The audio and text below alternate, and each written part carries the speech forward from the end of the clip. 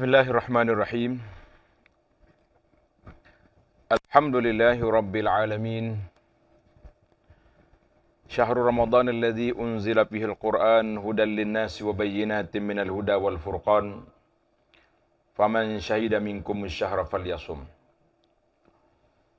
Asyhadu an la ilaha illallah wahdahu la syarika lah wa asyhadu anna Muhammadan abduhu wa rasuluh. Allahumma salli wa sallim wa barik ala nabiyyika Muhammad wa ala alihi wa sahbihi wa man sar ala nahjihi wa ihtada bihadihi wa istanna bisunnatihi ila yaumiddin, amma ba'd.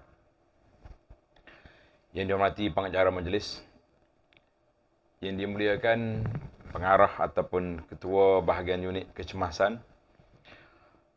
Universiti Sains Hospital Universiti Sains di Kubang Krian, dan semua para doktor, ahli-ahli perubatan, muslimin dan muslimat sekalian, Assalamualaikum warahmatullahi wabarakatuh.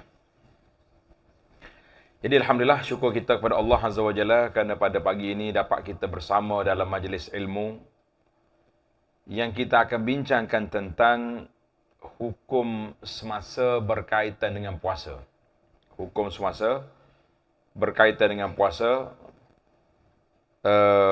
berdasarkan kepada keputusan yang dibuat oleh pihak persidangan antarabangsa yang bersidang pada tahun lama dah. Risalah tu ana bagi, dah dapat dah. Dr. Hatim dah bagi? Belum lagi.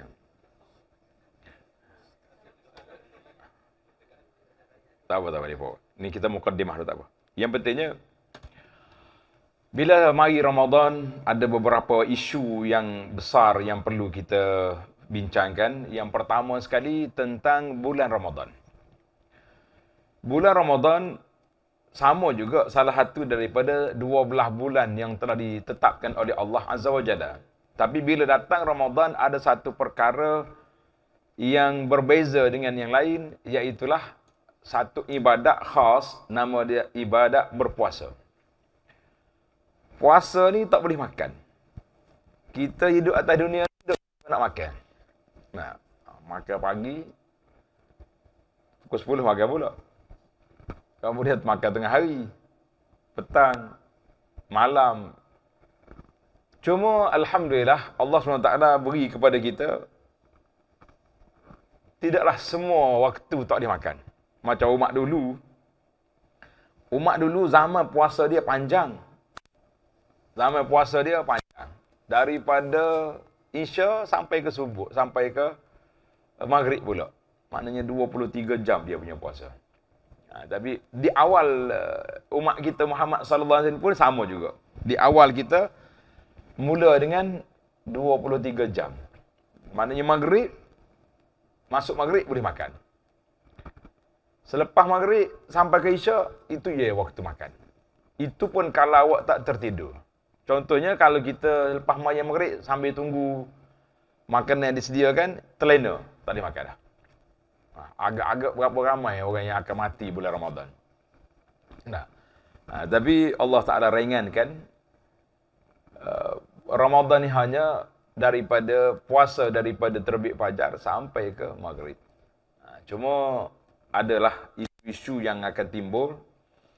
Bagi anak di kita di Malaysia ni tak timbul sangat. Sebab jarak di antara musim panas dengan musim sejuk mungkin beza 2 jam. Adakah 2 jam? Hari ni kita buat-buat doktor boleh tambah, boleh kongsi maklumat. Kalau boleh bagi mic kat depan tu. Sebab banyak ilmu anak pun nak belajar juga hari ni. Ilmu tentang doktor ni. Cuma bila kata rahmat Allah SWT mari, bulan Ramadan ni jadi sihat orang. Kita pergi melawat dalam hospital, akhir Ramadan tak ramai orang. Sebab dia minta keluar ke dah sihat. Lagu mana? Nak jawab lagu mana tu? Hari tu kita pergi kuliah di hospital. Dia kata, kenapa kosong orang? Kata, kenapa kosong? Dia kata orang nak keraya, tak dia minta balik. Ingat ke dah sihat dah bila mari Ramadan. Pasal ada hadis kata, sumu tasihhu. Puasa jadi sihat. Baiklah. Maknanya ada dua isu yang kita akan bincangkan. Satu dia panggil qadasah, kesucian ataupun kehormatan bulan Ramadan. Yang kedua isu Ramadan, puasa dan sakit. Ini Pusat Islam dah letak hasil tajuk hari tu. Dia kata fiqh perubatan Ramadan, puasa dan sakit. Jadi biasanya kalau orang tak sakit tak timbul isu. Allah SWT dah letak dua kumpulan dalam Ramadan ni, orang yang diberi kelonggaran. Dua kumpulan dalam Ramadan diberi kelonggaran. Kumpulan yang pertama, faman kana minkum maridan, orang sakit. Maknanya orang sakit di bulan Ramadan, dia ada hak istimewa dia sendiri. Allah Ta'ala Maha Kaya, dia tahu dah kita ni bila sakit, berbeza orang sakit dengan tak sakit. Berbeza orang sakit. Orang sakit ni berjalan bawa tukar. Dia dua yang orang bawa tukar ni, sama ada orang tua, atau orang sakit, ataupun lah ni ada satu trend juga bawa tu, dia tapi tidak tukar ni, dia tukar hak jenis comel tu. Dia panggil trend macam syekh ada. Tok syekh ada dia bawa tukar tu. Siapa ada kata sunnah ke ustaz bawa tukar. Kata bagi sayanya sunnah dia bawa tukar ni sebab sakit lutut. Sebab bukan sebab tukar tu sunnah, sebab lutut tu kena bertongkat tu baru jadi. Jadi kita kata alhamdulillah. Jadi para jemaah sekalian, baik. Sebelum kita masuk ke tajuk yang penting ni, dan saya kira ini perbincangan kita agak mungkin perlu pada perbincangan. Satu doa, nampak di atas tu. Satu doa ni menarik. Tuan-tuan ambil lah. Para peserta boleh ambil. Kita ijazahkan doa ni. Sebab biasanya di masjid-masjid di surau, imam akan baca Allahumma sallimni, Allahumma barik lana fi Rajab wa Sya'ban wa ballighna Ramadan. Awak ingat ada tak? Ya Allah, berkatlah kami pada bulan Rajab. Maknanya kita mula doa daripada bulan Rajab sampai ke bulan Sya'ban dan sampai ke kami ke bulan Ramadan. Jadi akhirnya sampai bulan Ramadan dia berhenti setakat tu ya. Maka kita tambah doa ni lebih komprehensif sebab kita minta 3 perkara. Yang pertama, Allahumma sallimni li Ramadan, ya Allah sampaikan kami bulan Ramadan. Mana kita sambung doa tu email tadi. Anak-anak pasti bahasa boleh Kelantan kau kena bahasa TV. Pasal doktor lama duduk sini tak? Kau memang orang Kelantan apa? Kelantan, capu-capu lah. Tapi dia biasa dah kan. Main dengan makcik-makcik tu, main Kelantan. Kajak luar pun tak jadi. Jadi, yang pertama kita nak sambung imam tadi. Imam kata, wa ballighna Ramadan, dia berhenti sekat tu. Jadi kita sambung dengan doa ni, Allahumma sallimni li Ramadan, ya Allah sampaikan kami ke bulan Ramadan. Minta Allah sampaikan kita ke bulan Ramadan. Wa sallim Ramadan lana. Ini yang kedua ni, sallim Ramadan lana. Ya Allah, serahkanlah Ramadan itu dengan program-program yang baik yang dapat kita lakukan. Sebab kalau kita tak dapat, sampai Ramadan ramai orang sampai. Alhamdulillah. Tapi yang penuhnya bukan masjid, yang penuhnya bazar Ramadan. Kerana itu ada setengah ustaz ni, dia kata kalau dalam Quran tu ada qiraat, biasa dengar ke? Ilmu qiraat. Qiraat 7 lah, qiraat 10. Rupanya dalam bazar ni ada 2 qiraat. Dalam bazar ada 2 qiraat juga. Yang pertama dia panggil bazar Ramadan bagi atas, yang kedua bazir Ramadan. Jadi kita nak pakai hak mana tak tahulah. Hak bagi atas ke bagi bawah. Jadi kita kena pakai bagi atas, jangan bagi hak bagi bawah. Rugi kita. Mari Ramadan kita duk main bazir pula. Rugi tuan-tuan. Baik. Yang ketiga, wa tasallamhu minni mutaqabbala, ya Allah kabulkanlah daripada aku ibadat yang kita lakukan. Ini pentingnya kita minta Allah Taala kabulkan ibadat yang kita buat. Mana kalau kita penat-penat buat ibadat, Tuhan tak kabul. Rugi ke tak rugi? Sangat rugi. Tujuan kita ibadat untuk apa? Untuk Allah kabul. Macam kita kerja lah juga. Kita kerja, yang pertama kita nak dapat gaji. Tapi bagi kita ahli perubatan, kita nak juga nak suruh orang yang kita ubati, nak suruh sembuh. Cuma kata itulah setengah orang ni dia kata beza orang yang jual di kedai dengan orang pegawai yang jual di pejabat lain. Macam orang kedai tu kalau tak laku, tak ada duit dia. Orang duduk pejabat dia jual buku, contohnya ada jabatan bahagian penerbitan. Saya tak sebutlah nama jabatan mana-mana yang marah di kawan. Kalau tak laku buku tak apa, gaji dia masuk. Itu berbeza. Tapi kita ni sebagai seorang Muslim ni, kita nak dua. Yang pertama, khidmat yang kita beri, kita nak tengok hasil.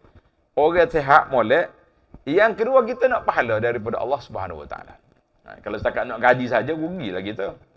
Karena itulah, kita sebagai ahli perubatan Muslim ni, dua perkara yang kita kena letak depan mata kita. Yang pertama, kita nak tengok hasil yang kita buat. Kerja yang kita buat, kita nak tengok hasil. Orang yang kita ubati sembuh, dia dapat teruskan kehidupan atas dunia dengan selesa. Yang kedua, kita nak pahala daripada Allah Subhanahu Wa Taala.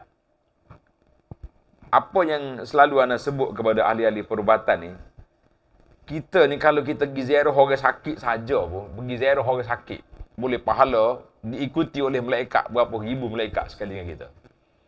Bagaimana kalau lah ahli-ahli perubatan ni keluar daripada rumah dia, keluar nak pergi ke pejabat dengan niat nak pergi tolong orang sakit? Besar ke tak besar pahala? Pernahkah kita keluar rumah niat aku nak pergi tolong orang sakit? Memang gitu dah tak? Kau pergi kerana nak kerja ya, tak pergi kerja ni marah. Aku pergi. Gaji boleh, niat kerja buat gaji boleh. Tapi satu lagi yang kita nak tekankan di sini, bagaimana kita nak ambil pahala dunia, sebagaimana Allah Ta'ala sendiri ajar, doa yang paling komprehensif sekali, yang dibaca waktu haji, dibaca waktu tawaf, dibaca waktu kita berada di tempat-tempat yang mustajab. Rabbana atina fid dunya hasanah wa fil akhirati hasanah wa qina azabannar. Pasal apa doa ni kita minta? Dua perkara. Yang pertama, minta kebaikan dunia. Yang kedua, kita minta kebaikan akhirat. Sebab atas dunia ni lah punca, dia panggil gedung meraih pahala. Tinggi rendah darjat kita di akhirat esok bergantung dengan keikhlasan kita, kepandaian kita menggunakan masa ketika ada atas dunia. Jadi peluang yang ada Allah Ta'ala anugerah ni, tuan-tuan dan puan-puan, jangan sekali-kali kita sia-siakan. Yang pertama sekali dari sudut niat kita kepada Allah Azza wa Jalla. Baiklah. Kita pergi kepada doa kita. Ingat ada doa tak? Boleh baca ke? Cuba baca sekali nak dengar.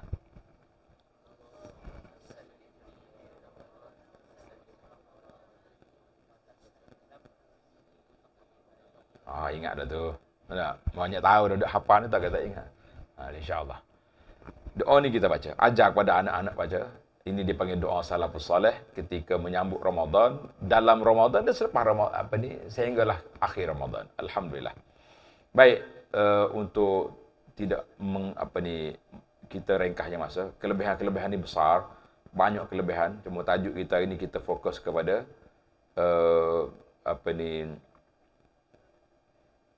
perubatan, isu perubatan dalam ni.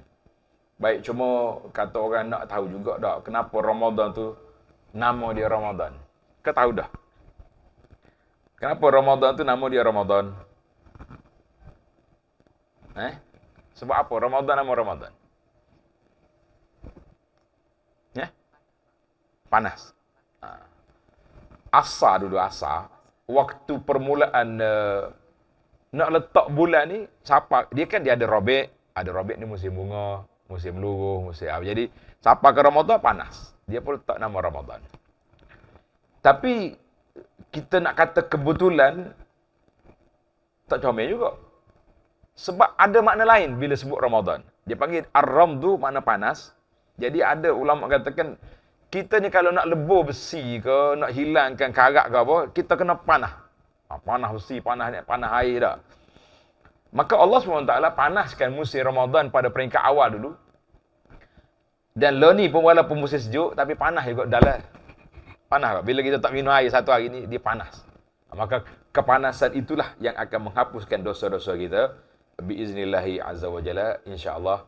Kerana itulah kata di para ulama, Ramadan membakar dosa dengan amalan soleh. Hati orang mukmin menerima kepanasan tazkirah, nasihat dan peringatan pada bulan Ramadan. Biasa bulan Ramadan ni bulan ceria. Masjid-masjid pun ramai orang. Surau-surau kita pun jadi kecil di kampung. Pasal orang pakat pergi belakang. Dan orang suka buat kebajikan bulan Ramadan. Pasal itulah anak duk tengok iklan. Tak usah kata orang lah, kita sendiri pun dah sedia dah beberapa iklan yang orang perlu Contohnya iklan dana masjid ke, iklan nak buka tahfiz ke, iklan nak buat benda tu. Kita kata kebanyakan dia orang tunggu Ustaz. Kita lancarkan pada bulan Ramadan. Sebab apa? Sebab Ramadan tu setengah orang tulis Ramadan Karim. Ramadan mulia. Ada kata Karim ni makna dua. Satu lagi mulia, satu makna murah. Semua tu mari daripada sunnah Nabi SAW. Sebab Nabi yang memang pemurah, tapi bila mari Ramadan dia sangat pemurah. Lebih daripada laju, kata orang minar rihil mursalah, lebih laju daripada, lebih kencang daripada angin yang kuat. Jadi lebih kencang daripada angin yang kuat bila pada bulan Ramadan. Jadi kita pun alhamdulillah, para peserta sekalian, kita akan ambil kesempatan yang ada ini. Bila mari Ramadan, kita akan perbanyakkan ibadat. Baiklah. Sekarang ni kita pergi kepada takrif puasa. Cuba tengok dalam risalah yang kita bagi tu. Hukum semasa berkaitan puasa. Risalah ni cetak dah tapi terbawa hak lain. Bagi dah. Bagi risalah yang ada. Yang tak ada tu kita ambil baca dari ni. Yang pertama sekali tengok dalam kertas ni kata hukum puasa. Puasa, apa makna definisi puasa? Bererti sebagai menahan diri daripada sesuatu. Dari sudut bahasa, kalau kata puasa, makna kita tak buat apa-apa, puasa. Macam kita duduk diam je, orang mari nak buang kita. Cakaplah, saya puasa. Boleh kita guna perkataan puasa, tak mau cakap dengan orang. Duduk dia. Buat apa tu? Puasa. Puasa bercakap. Sebagaimana Sayyidah Maryam, bila dia balik baby dia, Nabi Isa balik kampung, biasalah orang terkejut lah sebab Isa lahir tanpa bapa, kan? Jadi orang terkejut. Orang kata, Maryam, laqad ji'ti syai'an fariya. Maryam membawa benda yang pelik ni. Keturunanmu orang baik, tiba-tiba engkau menjadi macam ni, kenapa? Maryam kata, inni nazartu lirrahmani shaum. Aku bernazar tak mau bercakap. Maknanya kalau kita boleh tulis lah, cakap aku puasa ni, tak mau bercakap. Boleh juga. Tapi bukan tajuk kita. Tajuk kita je menahan diri. Kalau orang tanya, apa dia puasa? Menahan diri daripada makan dan minum, serta daripada segala perbuatan yang boleh membatalkan puasa. Ulama fiqh ni dia banyak guna perkataan yang sama. Dia kata menahan diri daripada makan minum serta daripada perbuatan yang membatalkan puasa. Apa dia batal puasa? Masuk dalam bab dia baru jumpa. Tapi dalam definisi orang tak letaklah situ. Kalau letak orang tak panggil takrif. Tak panggil definisi. Itu syarah nama dia. Mulai dari terbit fajar sehinggalah terbenam matahari disertai dengan niat. Niat tu kita akan belajar. Baik. Hukum puasa semua orang tahu belaka. Yang puasa pun tahu, yang tak puasa pun tahu. Hukum puasa iaitulah salah satu daripada rukun Islam. Mana dalam Islam kita lengkap. Ada rukun yang pertama, kepercayaan, keyakinan adalah hati. Beriman kepada Allah. Asyhadu alla ilaha illallah. Beriman kepada Allah. Hukum apa ni? Hukum Islam yang mula-mula. Syahadah dia panggil. Syahadah tu mana kita kena kata dan kita yakin. Sebab tu kalau orang mari duduk diam saja, muak ke apa tu? Mengucap. Tak jadi. Pasal tu nama dia mengucap. Mengucap mana kita kena kata. Kita kena kata. Macam orang nak mati. Biasanya kalau kita tengok orang nazak, ahli-ahli perubatan ni, doktor yang berpengalaman duduk di bahagian kecemasan dalam bahagian orang-orang yang nak mati ni, boleh kesan ke nak bila nampak orang tu nak mati? Boleh kesan? Tak boleh? Boleh nampak dah? Nampak lagu mana? Perubahan dia tu. Maknanya masa itulah kita talqin dia, ajar mengucap. Jadi doktor tiga tu kita mengucap la ilaha illallah. Tak sahaja kita kata ya. Kita mengucap la ilaha illallah dekat dia. Mudah-mudahan dia ikut apa yang kita kata. Sebab ana selalu bergurau juga, kita kata orang yang paling banyak bersentuh dengan malaikat maut ni siapa dia? Orang yang paling banyak bersentuh dengan malaikat maut siapa? Doktor. Berapa ramai orang yang mati di tangan kita dah. Kita tunggu dia ke siapa nazak, lepas tu kita duduk bantu dia tu akhir kali mati. Tak terasa ke tangan kita sentuh dengan malaikat maut. Gini sudahlah. Doktor pula takut dia kata. Dia kata kau ada sentuh malaikat maut pula gini. Memang coba kita tak tahu. Tapi jangan bimbang. Malaikat maut ni dia on time, dia tak akan ambil orang. Dia tak akan cross line, tak akan berlaku dah. Waktu dia tepat lah. Mana dia punya jaruah ni, orang ni selagi tak bermasa, dia sentuh dengan dia. Biasanya nyawa tu tarik dah. Kita duk gosok muka mak kita ke orang tua. Allahu Akbar. Baiklah. Jadi puasa ni salah satu dari rukun Islam. Jadi maknanya syahadah dengan keyakinan kita, mulut, solat dengan anggota kita, puasa tak makan. Satu ya. Maknanya sehingga dikatakan bahawa tidak ada satu ibadat taqarrub ila Allah azza wa jalla dengan tidak makan ni kecuali ibadat berpuasa. Ibadat puasa, orang lain ada mogok lapar tu tak jadi ibadat lah gitu. Pasal tu dia panggil puasa ni ada 3 kategori. Tu untuk tanda. Puasa ada 3 kategori. Yang pertama puasa Islam, ni hak kita ni daripada fajar sampai maghrib. Yang kedua puasa doktor. Biasanya puasa doktor ni malam. Doktor suruh orang puasa bila? Malam tak? Sebab esok nak endoskop pun dah, esok nak suluh perut ke, nak pembedahan. Puasa dia malam tu. Satu lagi puasa hak penjara tu, geng-geng mongkok lapar tu. Tu tak boleh hak boleh pahalanya puasa hak Islami saja boleh pahala. Hak doktor tu insya-Allah boleh kesihatan lah. Baik. Kemudian kita pergi kepada syarat nak wajib puasa ni siapa dia? Yang pertama orang yang berakal. Manakala orang tak berakal tak wajib puasa. Akan timbul nanti isu dalam perbincangan nanti, sah ke tak sah puasa kalau kita biuh orang ni sampai ke gelap. Ada tak? Dia niat puasa, lepas tu dia biuh. Sedar-sedar maghrib dah. Sah ke tak puasa dia? Iya ke tak sah?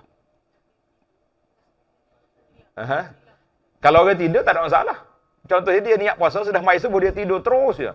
Bangun semai subuh, bangun mai subuh tidur balik, asar tidur balik. Puasa ashabul kahfi contoh. Tidur ashabul kahfi tak bangun terus. Tapi dia ni tarah ashabul kahfi. Ada budak-budak lagi ni. Semaya pun dia jamak dah. Ini insya-Allah kita bincang. Yang pentingnya akal tu penting dalam bab puasa ni. Mana kalau mari orang yang kurang akal, macam budak-budak apa dia panggil Down syndrome. Down syndrome ni dari ilmu perubatan lah, berapa peratus dia punya akal? Down syndrome ni berapa peratus akal dia? Tak sama. Berbeza-beza dari sudut orang. Sebab ada setengah tu nampak baik, boleh pergi masjid, dia ikut ayah dia, tak kacau orang. Ada setengah tu tak tahulah ke mana. Jadi, yang pentingnya, kalaulah orang ni, kanak-kanak macam ni, orang tua pun, hak gini, tak cukup syarat ni. Kalau dia nak puasa, dia tak puasa pun tidak berdosa bagi dia. Kita tak payah paksa dia. Hak paksanya, hak balik ni. Orang balik. Yang ketiga, syarat nak buat puasa ni, mampu. Ini yang jadi persoalan kita ni, macam mana kita nak nilai orang ni mampu tak mampu? Mampu tak mampu? Macam waktu haji, doktor, siapa dia hak pernah bertugas musim haji di Mekah? Ada di kalangan doktor kita hak bertugas musim haji ada? Ada doktor. Macam mana kita nak nilai orang ni boleh pergi melontar ke tak boleh melontar, boleh wakil? Cuba bagi pengalaman tengok.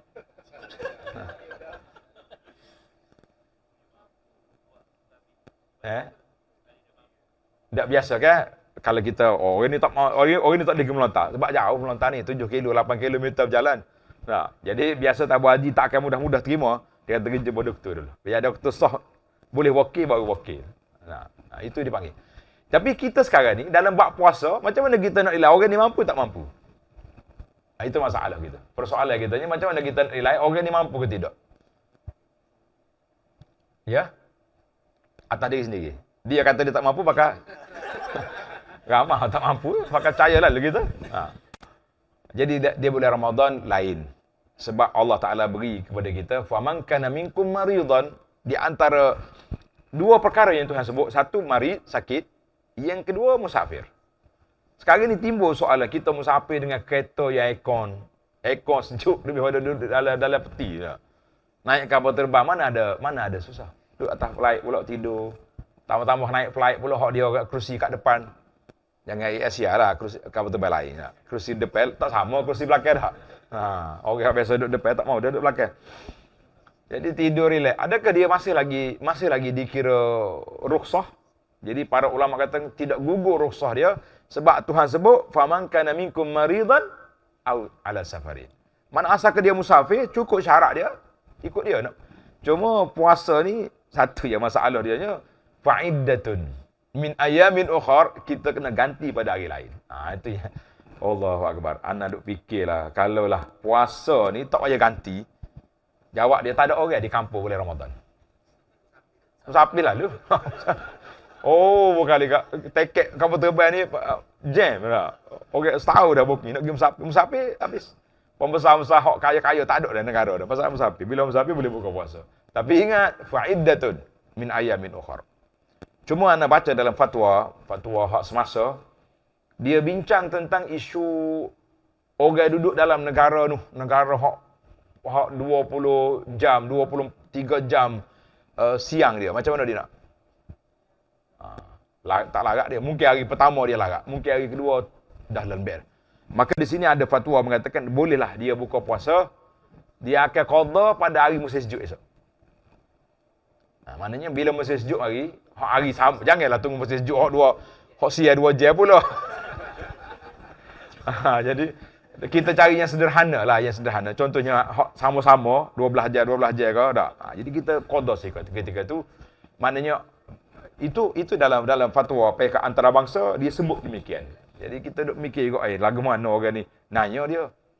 Puasa 23 jam ni bukannya satu benda. Ada negeri ni keluar dalam video 2 tahun lepas tak silap di Norway ke mana negara yang sebelahnya malam sebelahnya siang. Itu pelik. Jadi orang ni kalau nak buka puasa kena pergi sebelah. Satu isu yang berlaku, orang naik kapal terbang. Kita duduk di airport, dah buka puasa dah. Azan dah. Kita makan dah azan dah. Bismillah. Naik flight, naik 5 minit, nampak pula matahari. Macam mana? Sah ke tak sah puasa dia? Itu masalah. Timbul masalah banyak. Dia kata oleh kerana kita berbuka tadi, waktu dah masuk, jadi hak kita naik semula tu tak kira. Macam kita jamak qasar tengah jalan. Contohnya kita jamak di dalam perjalanan jamak. Kita sampai di rumah kita, orang jamak zuhur dengan asar, jamak takdim. Sampai di rumah kita, orang tak azan asar lagi. Kena maya pula kan tidak? Kena solat balik ke asar. Kau tak aja dengar. Jawab je tak apa. Orang pun tak tahu ni. tak tahu betul tak. Bukan ada markah apa hari ni. Jadi kalau kita dah dia jamak dah, jadi tak ada masalah. Macam yang ana kemukakan satu isu dulu. Orang yang tak mau berhenti tengah jalan, dia boleh balik terus ke rumah dia. Dia jamak tamam di rumah. Tengok dah video tu. Geger. Satu Malaysia habis ni. Dia kata pandang yang pelik. Kata tak pelik. Dalam kitab fiqh Syafi'i ada benda tu. Contohnya kita marilah daripada Kuala Lumpur contohnya. Dengan hujan lebatnya, anak duk tidur atas kereta. Kita pun masuk tandas tadi tak apa selesa dah seluar pun. Tak, nak berhenti tukar pula payah. Tapi dalam Syekh Wih atau Syekh Gogel kata, kalau kita teruskan perjalanan dalam pukul 6 kita sampai rumah kita. Jadi kita niat jamak takhir. Maka itu tidak dosa. Kita terus sampai balik rumah, kita mandi siap-siap, maya boleh. Tu hak gaya dia kata, pelik dia ni. Mana ada orang jamak di rumah. Jadi kita kata pelik tu kalau kita tak kaji. Pelik kalau kita tidak mengkaji. Baik, itu duduk di badan. Sekarang ni kita duduk di kemampuan. Maknanya Allah SWT dia beri kepada kita syarat nak wajib puasa tu mampu. Kalau mari pak cik orang tua, hak tak larat. Dia kata dia mampu setakat pukul 10 pagi. Boleh tak boleh dia buka puasa? Boleh. Jadi dia kata dia buka puasa fa fidyatun min ta'ami, jadi dia boleh bayar fidyah. Kalau kata nak qada, tak qada dah dia. Orang tua akan jadi muda ke tak? Tak muda dah. Kecuali ditukar nama.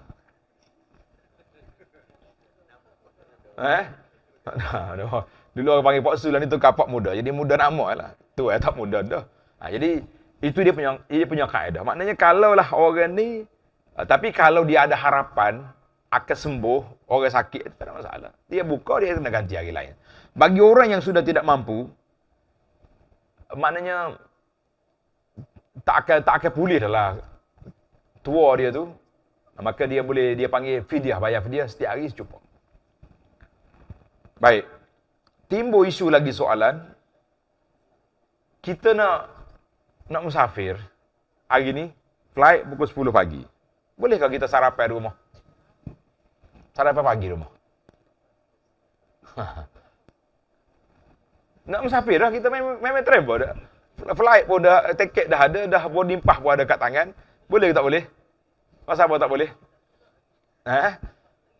Sebab tak musafir. Kita tahu boleh jadi, kita baru nak keluar rumah, tiba sampai ada mesej, flight awak cancel hari ni. Dia memang berlaku pun. Berlaku. Ada orang pergi airport dah. Tapi flight cancel. Aku buka puasa dah tadi. Dia tak boleh. Dia kena betul-betul musafir, baru kita boleh buka puasa. Tak boleh buka di rumah.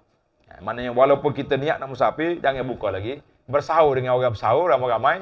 Niat puasa dulu. Betul-betul dah kita naik atas kapal terbang. Pramugara hantar makannya, bismillah. Kalau nak buka. Tapi ingatlah, kalau buka, fa'iddatun min ayamin ukhar, ada hari ganti lain. Baiklah. Itu syarat wajib. Syarat sah, yang pertama sekali Islam. Yang kedua, mumayyiz. Mumayyiz ni kanak-kanak yang sudah tahu. Cemar, cuci, kotor, benda tak baik. Yang ketiga, wanita tidak ada haid, tidak ada nifas. Baik, wanita haid yang tak sempat mandi. Habis dah dia punya haid pukul 4 pagi, tapi dia tak mandi lagi. Nah, sampai orang azan subuh. Boleh ke tak boleh dia teruskan puasa? Jawabnya tidak jadi masalah. Sama juga dengan orang berjunub, orang junub. Dia ingat nak bangun pukul 4.30 pagi nak mandi, tiba-tiba terlewat hari ni. Nah, kalau mandi tak sempat sahur, maka sahur dulu lepas tu baru mandi. Itu dibenarkan. Kita kata alhamdulillah. Baiklah. Kita pergi kepada rukun puasa. Puasa ni ada berapa rukun? Puasa. 2 ya rukun puasa. Yang pertama, niat. Yang kedua, apa makna imsak? Imsak mana apa? Ya? Enggak. Dalam kitab ni kata imsak. Imsak tu dia tak kira imsak takwi 10 minit tu. Bukan hak tu. Imsak bahasa Arab dengan makna menahan diri daripada melakukan perkara yang membatalkan puasa. Itu ya. Menahan diri daripada makan, minum, jima dan perkara yang membatalkan puasa. Itu makna imsak. Yang imsak 10 minit tu, itu lampu kuning. Setengah orang dia marah imsak tu. Saya kata bagi saya betul. Sebab lampu kuning. Lampu kuning boleh pergi tak lagi? Boleh, tapi berhati-hatilah. Jangan sampai merah baru nak tukar gear. Biasanya hak merah tu bertukar gear tu. Dia pecut laju dia kata. Dia tu banyak aksiden tu. Nah, banyak aksidennya langgar api merah. Sebab nak langgar lampu kuning. Maka imsak dalam takwim 10 minit itu boleh makan. Cuma eloklah kalau kita nak pergi masjid. Kita imsak lah, pergi gosok gigi, mandi, siap-siap dah. Orang azan tu pergi masjid dah. Tapi boleh kalau duduk dari sudut nak makan, boleh makan lagi selagi tak azan. Tapi imsak di sini dengan makna menahan diri daripada baik. Bila kita nak niat puasa fardu, kita kena niat waktu malam. Puasa fardu wajib kita niat malam. Malam tu bermula daripada masuk maghrib sampai ke subuh. Mana-mana tempat kita niat dalam hati, aku puasa esok jadi. Kita tengah sembahyang tarawih, Allahu Akbar, ingat niat puasa. Sah. Dia tidak semestinya niat. Bukan, kita pun budak pasti, bukan Ipin. Ipin ada main nawaitu sama Qadir tu. Nah, Ipin kau dah ada ajar budak-budak. Okeylah dia ngajar budak-budak kan. Kau tak payah cerita Ipin. Maknanya niat dalam hati je. Saja aku niat esok. Cuma biasanya bila mari awal Ramadan, imam kita, ustaz kita ni, dia ajar niat sebulan. Ada tak? Pasal apa niat sebulan? Dia beza ulama ni, Dalam fiqh Syafi'i dia kata setiap hari puasa yang berasingan. Setiap hari puasa berasingan. Tapi Imam Malik rahimahullah taala dia punya pandangan lain. Dia kata sebulan Ramadan tu tak boleh puasa sunat. Maka kita niat terus sebulan. Boleh. Jadi, elok tak kalau kita niat sebulan? Jawab je, elok lah. Sekurang-kurangnya kalau kita terlupa, biasanya tak lupa-lupa pun. Cuma waswah mari. Tapi kita yakin malam pertama tu kita niat sebulan. Sesak waswah. Dia dalam kita ilmu perubatan ni, dia ada ke medik waswah ada? Nah. Ada ke? Kalau fiqh waswah ada, tapi dalam bab medik ni waswah ada. Mana kata? Tak ada. Dia ada tapi nama lain lah dah. Stres kau jenis apa kalau orang waswah jenis tak boleh nak keputusan ni, dia panggil kau dia bahasa. Dalam bahasa perubatan dia panggil apa tu?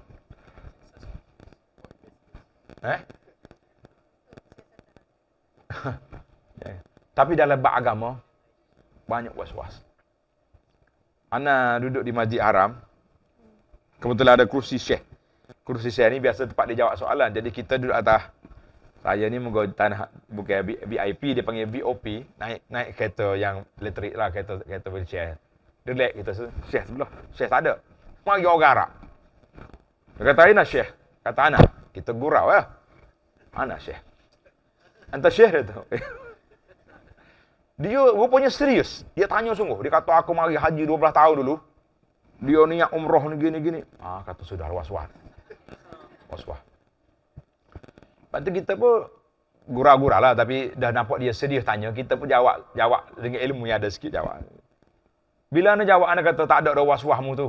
Sebab lepas pada mau buat haji dulu, mau tawah lagi, mau mari umrah lagi. Jadi tak ada was-was. Bila kita confirm tak ada was-was dia tu, muka dia hok pucat tadi berubah, nampak ceria.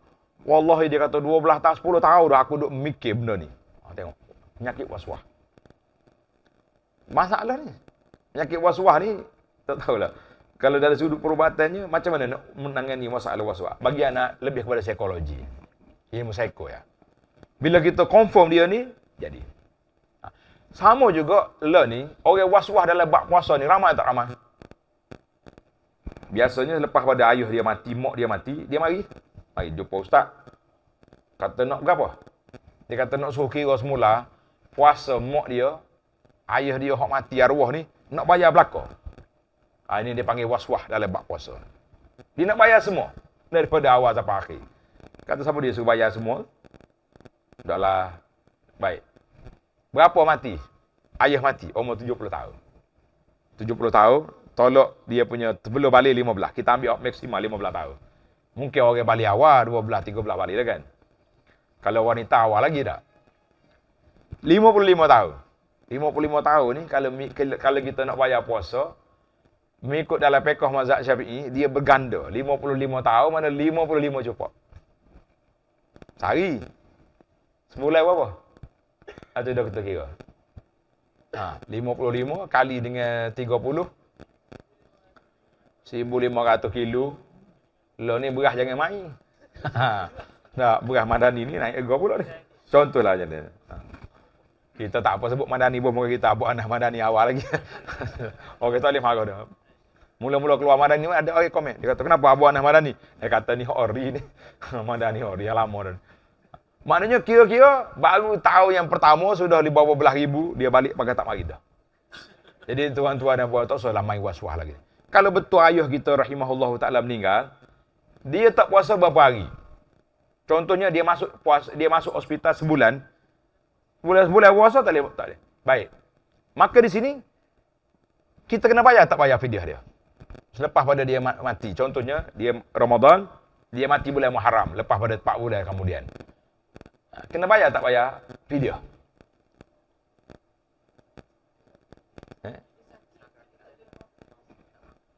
Tapi setengah, kalau kita tanya setengah tak lupa bayar. Bayar dia tak? Mungkin tak puasa. Tak. Di sini kaedah ulama kata, siapa yang sakit berterusan, tidak ada masa bagi dia untuk qada, maka tak ada fidyah. Tak ada fidyah, tak payah qada. Dua-dua sekali. Contoh orang kena stroke. orang kena stroke ni afanallahu ayyakum. Tulis dia bahasa doa ni bila kita sebut benda-benda yang menakutkan, kita kata afanallahu ayyakum, semoga Allah Taala selamatkan saya dan kamu daripada penyakit-penyakit. Dah, walaupun kita duk ubat orang sakit, kadang-kadang sakit mari juga. Jadi kalau orang stroke sampai 3 tahun, lebih ada tak? Hak paling lama dalam kajian doktor stroke ni berapa tahun?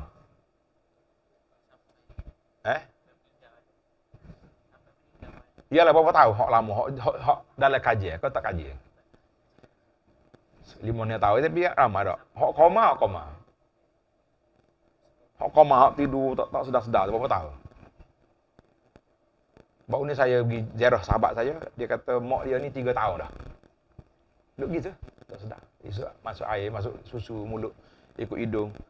Maknanya, kalau orang ni walaupun berapa tahun dia hidup, berapa Ramadan telah berlalu, sekiranya dia tak ada masa yang sihat untuk dia qada, maka gugur terus. Itu pandangan Imam An-Nawawi rahimahullah taala, dia kata gugur terus dia punya tak ada fidyah, tak payah bayar. Tak payah bayar dia tak payah qada.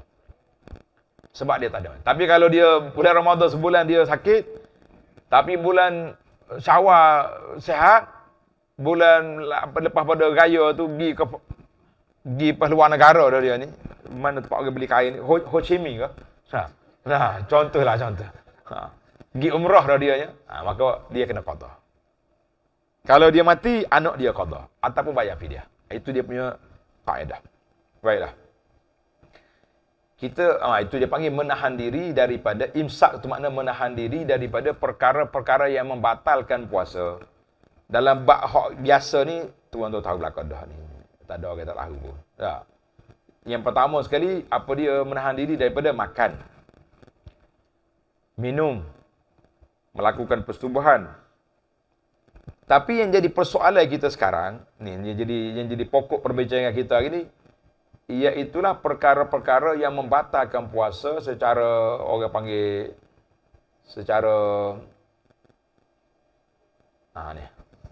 Dalam fiqh Syafi'i dia letak beberapa kategori.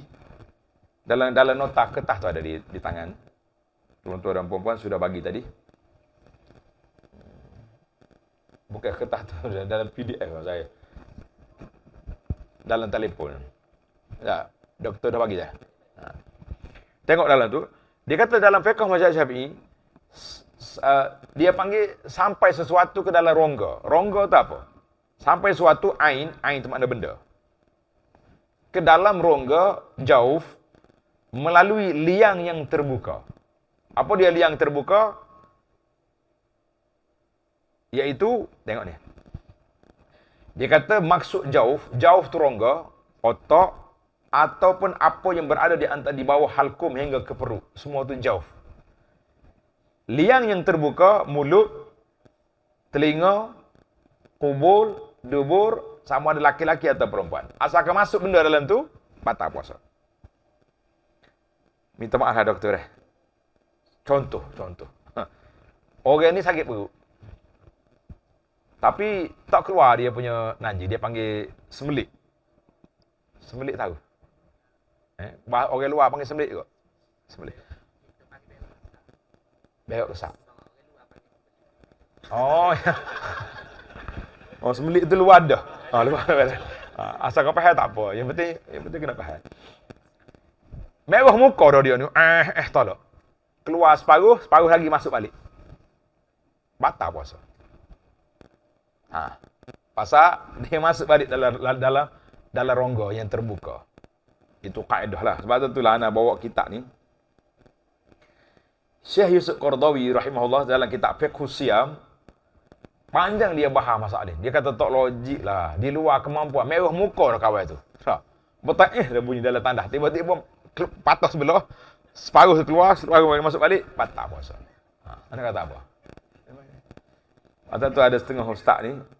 Dia ajar ke perempuan waktu nak buang air. Bulan Ramadan.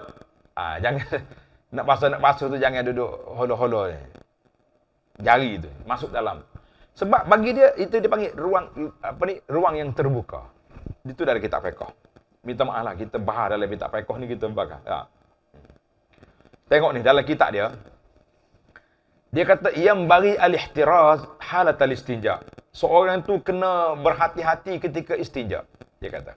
Kalau masuk ujung jari dia dalam dubur dia ke, ataupun dalam kubur bagi wanita, maka batal puasa.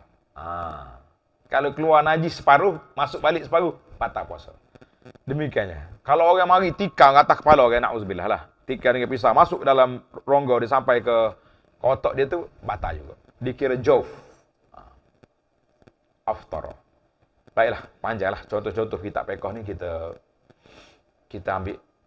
kita ambil hak semasa. Bila mari isu semasa, apakah makna rongga? Rongga dalam bab yang dikatakan jauf sampai ke rongga. Rongga tu apa? Kita tengok.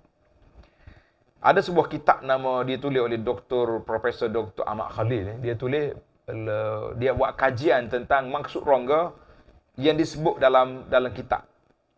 Macam mulut. Mulut tu memang dia terbuka sampai dalam. Kalau tidak makan dia tak masuk kan. Jauf dengan makna perut. Al-batin. Gambar tak comel. Kalau Dr. V gambar comel. Jadi di sini ada perbezaan. Punca hak doktor nak guna ni, perubatan ni, sini punca dia. Kalau kata orang panggil keyword dia, kunci dia. Duduk di rongga. Rongga ni hak mana satu? Ulama berbeza pendapat dalam menentukan jauf. Ulama mazhab Syafi'i berpendapat setiap lubang rongga yang terbuka adalah jauf, seperti telah dijelaskan di atas tadi. Kita dah sebut dalam penerang. Ada juga ulama yang mengatakan jauf ialah batnun, perut. Siapa ke perut, barulah batal. Maka pasal itulah banyak isu yang akan timbul perbahasan ni. Baik. Golongan yang ketiga pula menyempitkan ta'rif jauf dengan mengatakan ia adalah setiap lubang yang boleh menyampaikan manfaat kepada badan dari makan dan minum. Mana hak dia serak masuk ke, biasanya bila kita makan ni dia gimana? Ke usus. Hak tu baru dikira. Dia panggil ma'idah. Ma'idah ni usus besar tu. Masuk situ barulah batal. Dia panggil am'a. Jadi kerana itulah Dr. Ahmad Khalil dalam kajian dia kata pendapat yang ketiga, pendapat yang lebih kuat. Maknanya selagi tak sampai ke tempat makan dia ni, dikira tidak batal. Dikira tak batal. Maka timbullah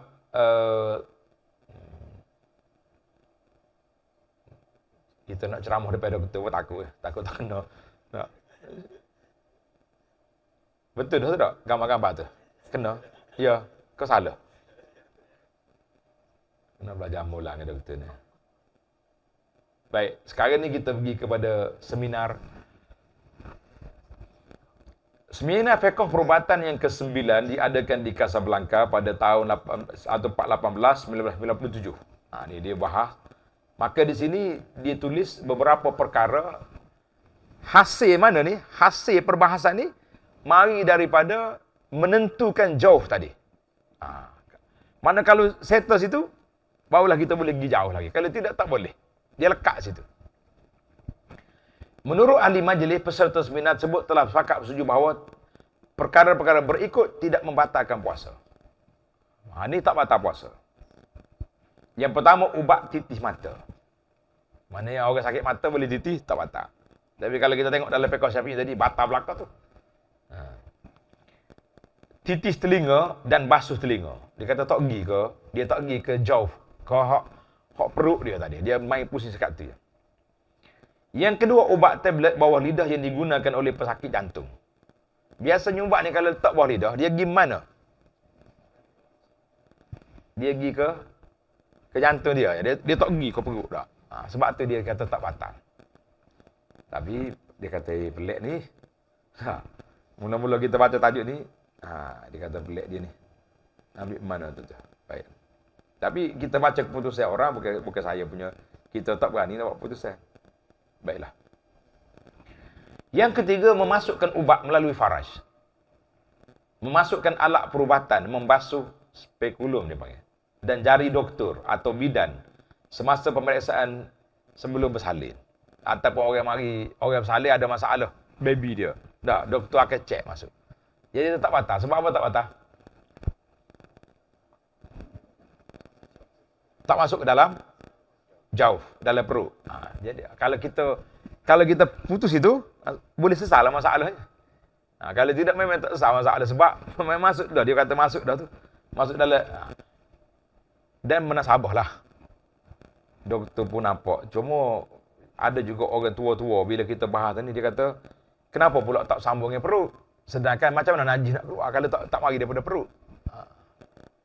Dia kata lagi mana? Macam mana kita nak jawab? Doktor? Tolong bagi idea sikit. Gitu. Nak tanya juga. Dia kadang-kadang orang tua dia lipat gitu ya. Tapi main sekali lipat doktor pun mikir kau nak jawab tak? Sebab dia kata kalau tak sambung, macam mana boleh keluar najis kau tu? Bukan stoma. Kalau stoma tak apa, dia buka pintu lain tak? Macam mana? Mana doktor? Dia doktor ada jawapan, cuma dia terkejut hari ni kata, bahasa apa? Hari ni baru tanya lah. Kalau tanya awal, kita prepare lah juga. Jangan. Ana ada satu kes. Seorang Tok Lebah ni, isteri dia nak kena belah. Biasa, doktor akan beri 9 bulan berapa hari. Lepas tu kena apa dia panggil? Masuk ubat nak suruh keluar anak. Berapa hari? 9 bulan, 10 hari, tak lihat kena usaha. Dia pikir kitab mari. Dalam kitab kata boleh mengandung 4 tahun. Jangan doktor nak jawab. Dia kata, doktor alim ke tuai kitab ni alim? Nak jawab kan? Doktor kata, awak kelik lah bini demo. Lagi pegang diri 4 tahun nak kira mana. Payah ni. Dalam kitab dia sebut. Memang dalam kitab pegang dia sebut 4 tahun. Cuma bagi anak lah, anak alhamdulillah walaupun kita ngaji di pondok tapi kita ngaji juga di luar. Jadi kita waktu siap ke tesis PhD dulu di Madinah, memang kita pergi. Dia akan dalam kajian fiqh semasa, perubatan semasa, kita pergi ke hospital, King Fahad Hospital, pergi tengok. Kita masuk satu bilik orang koma, kita cakap derah, dia gerak. Dia kata ni hidup lagi ni. Masuk sebuah bilik ni tak gerak dah. Dia kata hang ni tak hidup dah, dia panggil mautud dimak, dia panggil mati otak dah. Cuma dia hidup dengan oksigen. Sebab dalam kajian kita tu, doktor suruh buat kajian tentang bilakah doktor boleh angkat alat oksigen. Panjang jugalah perbahasan masa tu lah. Jadi dia bawa masuk dalam bilik dengan keizinan lah, masuk dalam bilik hok ICU apa gimana. Hok sana. Itu pun cakap dia. Kita cakap, dia gerak. Mana ada respon. Dia kata, ni hidup lagi ni. Hak sore lagi tu. Gitulah suasana. Jadi bila kita tengok dalam kajian, orang zaman dulu, dia main agak. Ni, mengandung ni. Dia panggil, mengandung apa ni bahasa jenis? Orang tua ke istilah. Mengandung kurang ke apa. Istilah dia, mana, sampai 4 tahun boleh. Tapi zaman kita dulu ni mana ada. Sebab doktor ada ultrasound. Ultrasound tak. Dia scan tu tak mengandung, baru mengandung 3 minggu. Kita ingat mengandung 3 bulan, 3 tahun dah mengandung, muka mabuk daripada awal lagi. Tu masalah.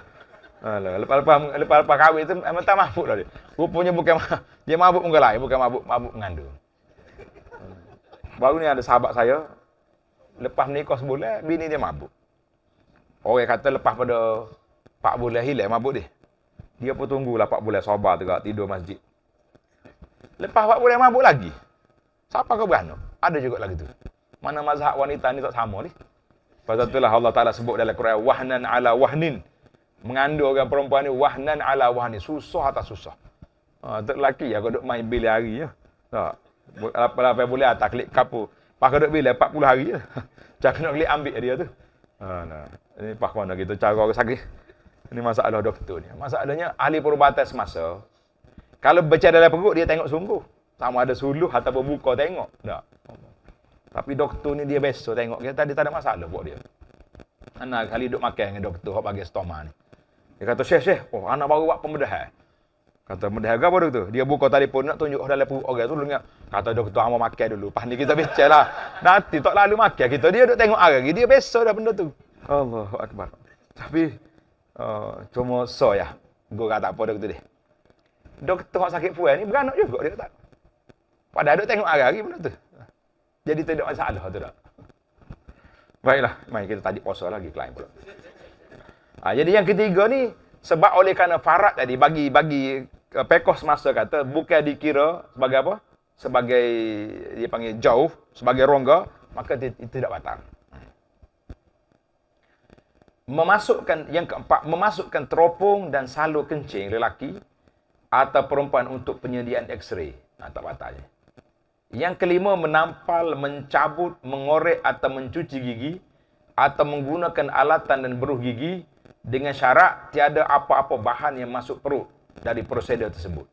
Ni agak sukar sikit. SOP dia ni macam mana kita nak tahu tak masuk?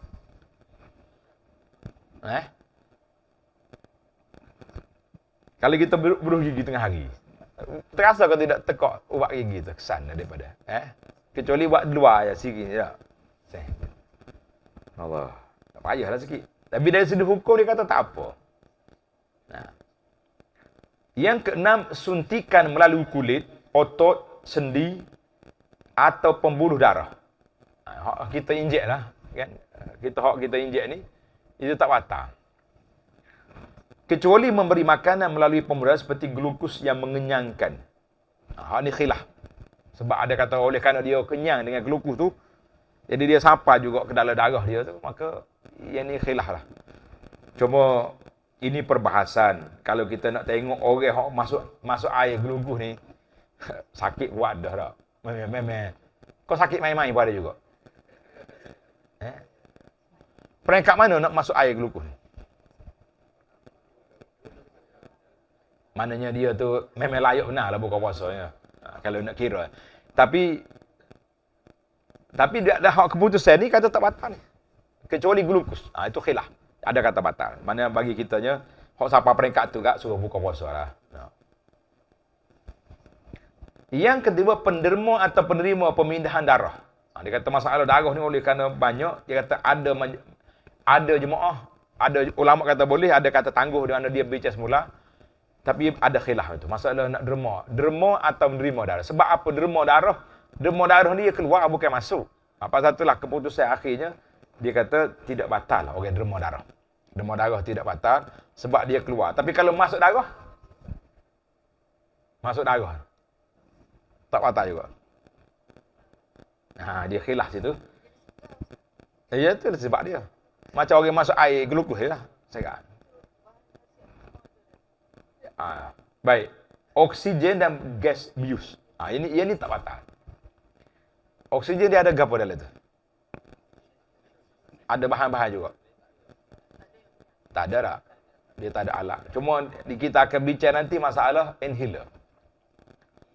Inhaler panjang juga perbahasan. Ada fatwa kata tidak batal. Tapi ada juga fatwa yang kemudian ni, sana pun terkejut, sahabat kita juga. Dia pergi batal pula benda tu. Kita tak ada sebutlah fatwa lain. Ini marah ke kawan-kawan. Tapi kesimpulan hak kita pakai tidak batal. Cuma baru ni mufti Dr. Zo masa tu mufti. Dia kata tak batal. Lepas tu mari hal lain pula dia kata batal. Jadi pokcik yang inhaler ni senang ya dia lipat doktor. Dia kata mentara dia tak penyakit asma, sedaplah kecek. Kata sedap juga dia. Dia tahu kan ada mufti kata batal. Dia rewak kan. Ustaz, mun dia tak sakit lelah kat sedaplah kecek. Kita sakit lelah ni pikul tugas ni. Tak, perak mari masuk. Unggah mentah masuk. Nak kata apa. Tapi alhamdulillah lah inhaler ni selepas diviralkan fatwa yang mengatakan tidak batal, ana dapat respon lah daripada orang-orang yang berpenyakit asma ni. Dia kata alhamdulillah nikmat banyak. Sebab kalau tidak, baik, anda kata dia asma bulan Ramadan, tapi adakah waktu dia nak qada nanti dia confirm dia tak asma masa tu? Asma juga. Akhir kali tak qada lah dia. Jadi kita walaupun tak sakit lah, tapi kita kena letak diri kita sebagai seorang pesakit lah. Barulah kita lebih rahmat dia punya pandangan. Yang ketujuh, semua jenis bahan yang boleh menyerap ke dalam badan melalui kulit seperti krem, jeli atau plaster berubat itu tidak batal. Ya kadang-kadang kita tepek plaster ni berasa. Tak, terasa berangi juga dia. Tapi dia kata tak batal tu. Yang ke-8, mengambil sampel darah untuk ujian makmal. Tak batal. Yang ke tukar nombor ke mana?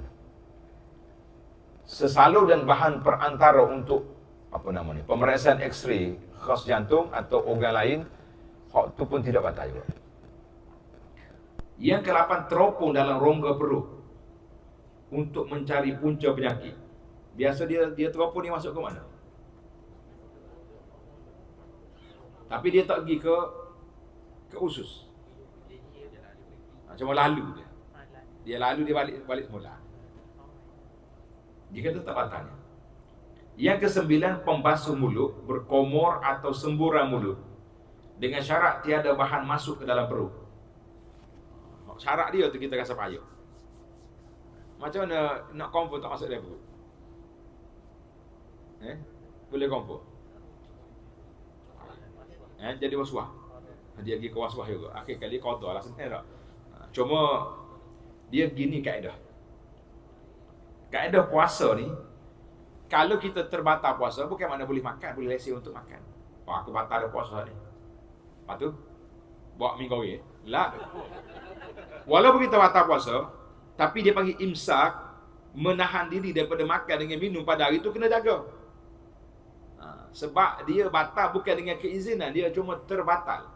Lain dengan perempuan haid, memang dia tak boleh puasa. Lepas tu dia goreng pagi, pun tak boleh marah. Itu dia ada masalah. Ni ada setengah orang ni bila kata batal, pakai makan lalu. Lah. Dia kena jaga juga kehormatan Ramadan. Mari kita perhabiskan dulu baru kita faham. Sesalur dan bahan perantara untuk ni hak nombor betul. Teropong dalam siapa dah? Tidak batal juga teropong dalam salur peranakan untuk masukkan alat ke dalamnya. Alat pencegah hamil. Sebab tadilah dia tak pergi ke buru. Mengambil tisu, hati atau organ lain. Ini tak batal.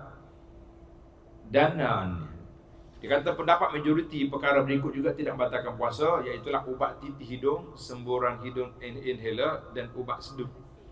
Hak ni tu kita tak batal juga. Jadi hak ni sesalah masalah orang-orang yang sakit asma tadi boleh teruskan puasa. Suntikan ke dalam dubur, teropong dan pemeriksaan digital, pembedahan yang melibatkan bius sepenuhnya. Ni kita bincang bab bius tadi kan. Jika pesakit mengambil keputusan berniat untuk berpuasa pada malam, mana dia niat puasa siap-siap, pada pagi esok dia kena bius, jadi dia kata tidak batal. Cuma ada juga khilaf, dia kata dia kena sedar juga sekejap. Kalau tidak dia tak tahu dia puasa atau tidak. Biasa dia bius ni lama mana? Tengok. Satu hari penuh ada. Dan kita paling takut sekali kalau bius penuh. Macam mana doktor boleh yakin orang ni akan sedar balik? Ini bahagia. Bahawa ni kita sama dia doktor, ada orang ni buat sekali dengan pakar bius.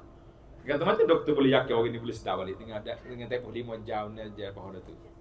Pasal tu lah biasa orang nak bius ni dia ngucap siap dah. Takut tak sedar-sedar. Lah ni mazhab baru ni, lepas Covid ni, mazhab ditidurkan. Ditidurkan. Ramai kau kena tidur. Biasa kalau Covid tu ramai dah. Biasa kalau nak tidur tu dia tulislah kat saya akan ditidurkan pada sekian-sekian, minta maaf banyak-banyak. Kata boleh duk keceknya ngucap-ngucap lah kau nak tidur. Dah lagi dia nulis Facebook lah macam-macam. Kau nulis tu tak apalah, sekurang-kurang dia minta maaf dah. Dia selfie pula. Berani kata dia.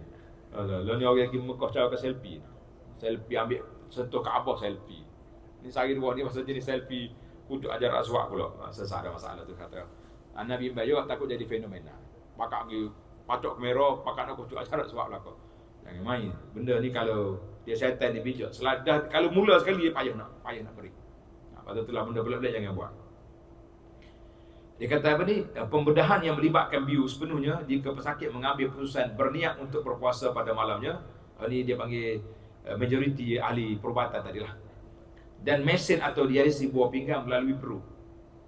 Dia beza macam mana hak dialisis ni? Dia tak pergi dalam jugalah. Ikut darah. Ada satu lagi hak jenis air tu hak. Ha. Ni dia tak pergi dalam perut usus ni tak. Masa ada orang di pondok tu dia bawa botol kotak mari. Kata orang masjid, kita cuci diri dah dia kata. Dia kata licik dia. Macam-macam. Mana dia buat sendiri. Ya. Iyalah dia tapi mana dia tapi sekali dia mari tu dia bawa bekal bila habis dia balik. Mari pula. Kata masya-Allah. Allah Taala ni kalau dia tarik nikmat hak dia bagi tu banyaklah alat-alat kena bawa. Ni hak dialisis di sekarang ni hak dialisis yang paling cepat lah ekspres ni. Telefon pun ada dia panggil fast charging lah ni dah. Hak ekspres dialisis ni berapa jam paling cepat? 4 jam lagi. Tak berubah lagi. Lama tu takut adalah mazhab baru ni jadi 2 jam setengah orang dah. Tak lagi. Tak ada alat yang boleh. Baiklah. Suntikan insulin bagi penyakit kencing manis masuk dalam perkara yang tidak batal. Kita kata alhamdulillah itu di antara yang kemudian banyak lagi lah perbahasan dalam bab isu-isu baru yang dibincangkan lebih kurang sama yang tadi juga lah. Jadi kita kata alhamdulillah. Ni. Kalau kita nak bahas tentang masalah inhaler tu, ada orang bahas. Dia kata dia ada bahan air tu. Bila kita sedup tu dia masuk. Tapi dia masuk tu pergi sekat mana? Paru-paru, dia tak masuk dalam rongga kan. Jadi ulama fiqh yang membenarkan sedap juga hujah dia. Dia kata kita komo-komo ambil wudu, ada air hak meninggal dalam mulut kita. Hak pergi ke masuk dalam rongga. Ada ke tidak? Ada. Betul tak? Tapi dimaafkan. Ni tukar masuk ni kalau dia rasa makan ni dimaafkan. Jadi takkanlah orang inhaler yang sakit macam ni tidak dimaafkan. Kalau ada lah bahan sikit yang masuk dalam rongga. Jadi betul lah bagi dia hujah dia. Dia ada 2 jenis inhaler ni. Masuk hidung ke semua ikut mulut belakang.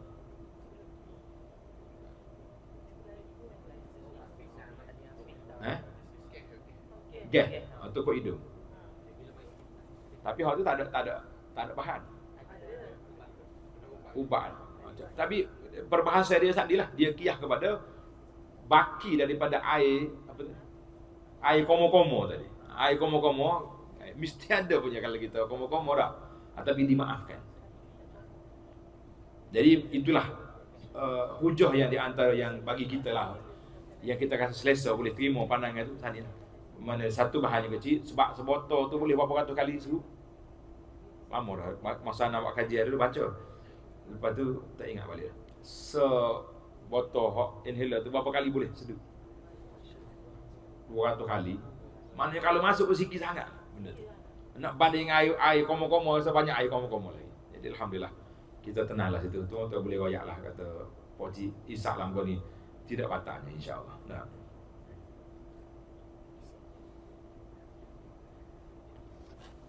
Ni timbul masa Covid baru ni suntikan vaksin. Mula kalau lain tak batal dia pun. Swab test dia holo ke hidung. Ana mula-mula lepas pada apa ni Covid tu kita pergi umrah. Allahu Akbar. Orang nak pergi yang kita ramai 200 orang lebih, 20 lebih syahid PCR di airport. Masuk kapal terbang dah. Pagi nama mula keluar. Pasal baru keluar. Rizak ke 20 berapa jam kena buat? Allah. Bagilah masa awal sikit beli orang tu rumah. Ni kita duduk atas kereta nak pergi airport gak kenali tengok air. Kalau jemaah syahid boleh kira. Kalau Tok Syekh syahid nyanyi. Ustaz tu rebah je dia. Alah balik semua tak ada Covid. Masa balik dia test di Mekah semua tak ada Covid lah. Pasal apa? Oh dia jatuh sikit masuk balik. Jemaah hak bijak mengaji kesihatan. Oh dia kata doktor sini pelik. Kata dia mau nak gelik tu saya gelik. Dia tak nak gelik. Nak gelik dia. Kalau pergi banyak, jumpalah dalam ni. Jangan jatuh banyak-banyak kan. Jatuh sikit-sikit. Pasal tu ada setengah orang ni, tak aja kena kahwin dia. Sepanjang 2 tahun tu, tak kahwin. Kita kata, gapo dia? Rahsia awak tak kena kahwin. dia suka dia tu. Tak aja teh dia. Dia kalau teh jumpalah. Jangan teh. Masa tu, kalau batuk sikit dia di rumah ya tu. Gila teh kat habis kan. Masa tu habis pusat. Pusat kahwin kan. Kereta penuh, hotel penuh. Cari. Kecuali orang sakit sungguh. Ni aku lepas kahwin dah. Lepas tu kita tak ajar lah ni. Baiklah. Beberapa isu yang berkaitan dengan puasa yang kita sebut lagi. Contohnya beberapa hukum secara ringkas berkaitan dengan puasa. Darah keluar dari tubuh, hukumnya tak batal puasa. Maknanya kalau orang contohnya aksiden, keluar darah tu tak batal. Sama tadi macam ambil darah, isu ambil darah tadi. Memasuk satu dalam rongga terbuka dan dikeluarkan kembali. Kita tadi kan isu holo alat termasuk balik, tarik balik. Yang ketiga, masalah wanita pil elok haid untuk puasa penuh. Ni ramah juga orang tanya ni. Biasanya kita sebagai doktor perubatan, kalau wanita mari nak ambil pil ni, doktor galak ke tak galak? Acik doktor ayat kan nak dengar. Dia kata dia nak puasa penuh. Kalau kota mungkin tak terkota. Dia kerja banyak tapi oleh Ramadan kan semua orang puasa jadi semangat dah. Biasanya doktor beri kebenaran ke tidak? Doktor dia panggil. Maknanya dia tidak memberi masalah dah. Cuma sekarang ni ana bagi idea lah kepada doktor-doktor. Orang nak pergi umrah sekarang. Nak pergi umrah, maknanya kalau dia seorang, dia akan cari tarikh mengikut waktu tidak haid lah. Tapi anak dia tak kena. Kalau nak mana ada mak dengan anak satu tarikh. Ada juga sebahagian dah, tapi jaranglah. Baik, kalau anak menantu anak orang lain biasa dia tak ikut untuk tua tarikh dia. Jadi masalah sekarang ni kena bagi nasihat yang betul. Sebelum pergi tu berapa tempoh dia kena ambil masa jarak yang barulah stabil dia punya. Oh kalau tidak ya. Ana sebagai pembimbing jemaah haji, dia antara isu yang paling banyak soalannya masalah ni. Pagi ada darah, petang tak ada, malam kali ada pula. Saya baru pergi tawaf ustaz, balik-balik ada pula. Lalu mana tawaf saya? Oh letih. Kau ni soalan yang paling banyak sekali, yang paling ustaz-ustaz pembimbing bagi haji ni. Betul. Jadi cuma kalau boleh beri kesedaran pada masyarakat, orang nak pergi haji, orang muda-muda ni, tapi haji tak kisah sebab kita 40 hari kan. Umrah ni. 5 hari Mekah. Macam mana nak? Ramah pergi umrah saja. Tak pergi umrah, pergi Mekah. Sebab dia pergi dalam haid, balik haid dulu. Dah 10 hari package. Kalau haji dah lah. Kita ada sebulan. Ada kitaran masa nak tawaf. Tapi umrah. Jadi bagi anaknya perlulah doktor-doktor beri kesedaran kepada masyarakat supaya tak kena ambil ubat tu, jangan pakai beli farmasi setelah gitu ya. Kena ada cara yang betul lah, insya-Allah. Dalam bulan Ramadan ni pun tak ada masalah sebab dia ulama kata al-ibratu biwujudid dam. Yang diambil kiranya ada darah. Kalau tak ada darah tak ada. Penyembuh gas untuk inhaler sesaat tadi. Suntikan pun komo-komo beres. Nombor 8 ni nak jawab atau jawab? Soalan yang ke-8 tu. Kau tak payah jawab dah, pandai lah kau dah. Mana orang berpuasa boleh ke dia cium suami isteri lah? Jawabnya, dia tengok ada parameter dia lah. Kalau rasa dia boleh kawal diri, tak apa. Tapi kalau berona, jangan. Mana contohnya kita nak pergi kerja tak, cium tangan, cium dahi isteri suami, itu tak ada masalah. Tapi Melaka tu tutup kereta mula naik pula, jangan. Jangan. Keluar air mazi, keluar mani tanpa setubuh, mana dia mimpi. Orang puasa dia mimpi, itu tidak batal. Menelan air liu ni boleh telan, tapi dengan syarat tak ada benda yang dalam tu. Macam ada setengah orang tu punya air liu dia dah ada darah. Itu tak boleh telan. Ni kita kena ajar. Anak tengok budak-budak, kau baru belajar puasa ni, tak lekat duduk dia. Kedak dia pergi, ludah. Jadi kena ajar anak-anak kita baru belajar puasa kata telan air liu tak apa. Tapi kalau air liu tu ada benda dalam tu, Macam dia duduk korek-korek hidung, korek apa ni, gigi keluar bahan makannya, tu tak boleh lah. Jadi tidak jadi masalah. Mandi, boleh tak boleh kita mandi? Jawabnya boleh mandi. Ni ada setengah kita kata makruh mandi petang. Kat kita nak pergi masjid, nak buka puasa masjid tu kata mandi. Nah, balik kerja doktor ni tak apalah duduk dalam hospital ni dengan aircon dengan apa tak ada perlu. Tapi kecemasan saya boleh tengok perlu tak? Noh. Darah-darah orang tu macam-macam lah. Hak duduk hak pejabat-pejabat tu. Tapi kalau kerja baru macam dia tak mandi. Jadi bagiannya mandi tidaklah memberi kesan kepada puasa. Sebab mandi tak hilang lapar. Hilang lapar ke mandi? Tak hilang lapar, cuma aktif sikit tubuh tu dah. Lebih sihat. Kita nak pergi masjid, nak iftar di masjid. Ada bang badan pun hilang. Jadi tak ada masalah. Ada kata berniat berbuka atau batalkan puasa sebelum waktu. Itu bahaya juga tu. Masalah. Jangan niat nak berbuka, tak boleh. Ni masalah isu yang jadi masalahnya. Kalau dia nak buat subuh contohnya, ada orang kata kena pergi makan dulu, buat Maggi dulu lepas tu buat kerja. Mana buka puasa dengan makan Indomie ke makan sekut ke? Nah, kita kata itu perbuatan jenayah lah. Sebab dia tahu benda tu dia buat. Dia tahu dia ke buat. Dan kalau tahu dah nak buat benda tu, nak masak Maggi 2 minit juga dah. Baiklah pakai baju pergi pasar pagi. Dah kita tengok orang jual ubat ke apa, tak timbullah masalah. Baiklah, masalah fidyah kata tak timbul sini. Sebab kita cara ke hospital. Baiklah, sekarang kita ada masa 10 minit lagi.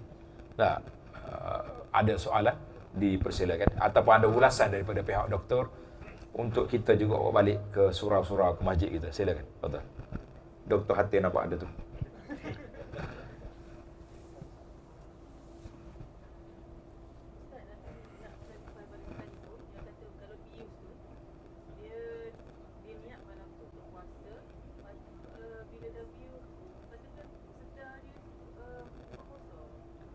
Kalau mengikut dalam pandangan tadi, dia kata sah. Sebab dia kata dia niat dah malam tu. Dia kiyah kepada orang tidur. Orang tidur, straight. Tak apa. Itu pandangan dia lah. Mungkin kalau kita korek pandangan lain, ada berbeza. Ada. Oh, ni tak sedar langsung tak?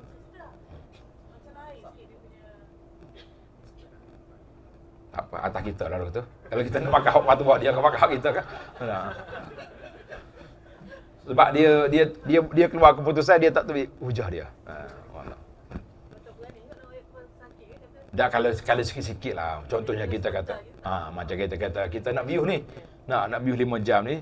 Mengikut dalam fatwa perubatan ni kata tak batal puasa. Setakat tu lah. Kalau kata 1 hari teguh dia, tak tahu lagu apa puasa. Baiklah kita ambil hak khilaf tadi, kita keluar daripadanya khilaf itu, wallahu a'lam. Sila. Nak oleh atas nak semangat.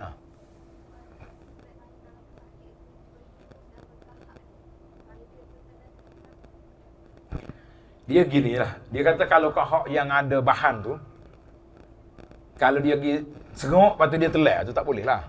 Tapi kalau dia tertelan, macam kita tak sengaja, itu tidak batal lah. Supaya dengan air liur juga, ada setengah kata dia kumpul. Penuh mulut, lepas tu dia telan. Tak boleh tu. Mana hak biasa gini, macam kita duk cakap ni, telan.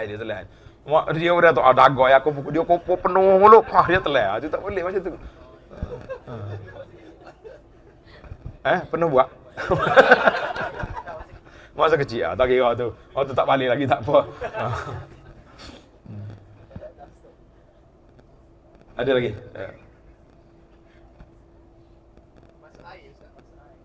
Dia masuk air tadi, dia bicara. Dia kata kalau masuk air yang tidak kelukus, yang tidak mengenyangkan, itu dibenarkan. Sebab dia masuk ikut. Tu dia kata ada khilaf tadi kan. Ada majma' kata, yang ada gelunggu, yang ada apa ni, ada bahan dia mengenyangkan tu, itu batal. Yang kalau kita tengok tak ada glukos tu, dia memang tak kenyang, tapi apa sebab? Itu dimaafkan lah. Mungkin dia masuk sikit ya. Sebotol ya. Sebab dia letak klaus dia, kalau ada glukus yang dia kata boleh mengenyangkan orang tu. Maknanya kalau kita kata orang ni demam, nak suruh sejuk tubuh dia ya. Setakat tu dalam fatwa tadi tidak batal.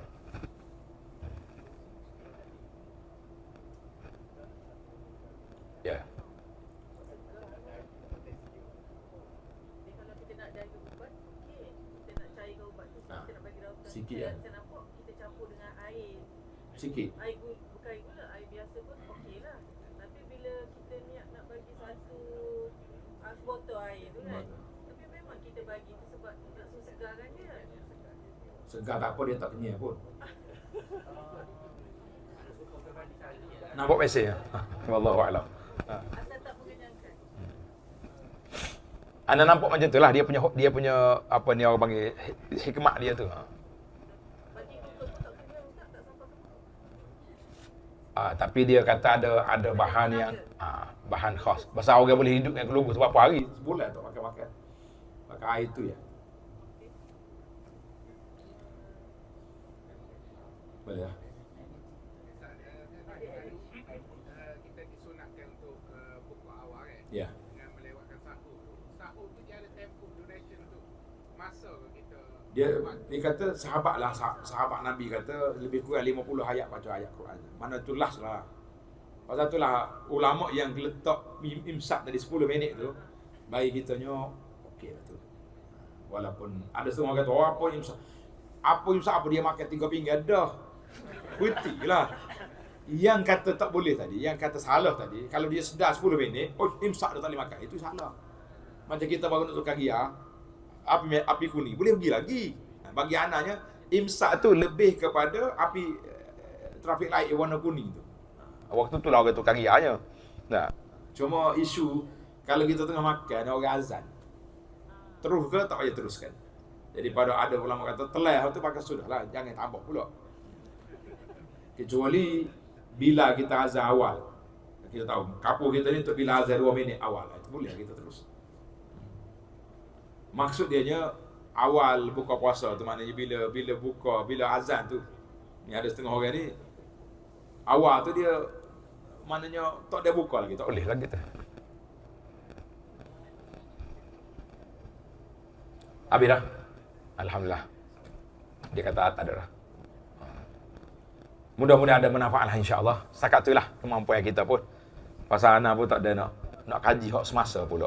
Dia ingat, duk baca hak ketah-ketah hak kita betul dulu. Banyak kali dah betul di pusat Islam USM ni. Tajuk ni alhamdulillah. Setakat ni boleh kata kebanyakan masyarakat dia dengar kata doktor ya. Doktor kata tak patah dia pun.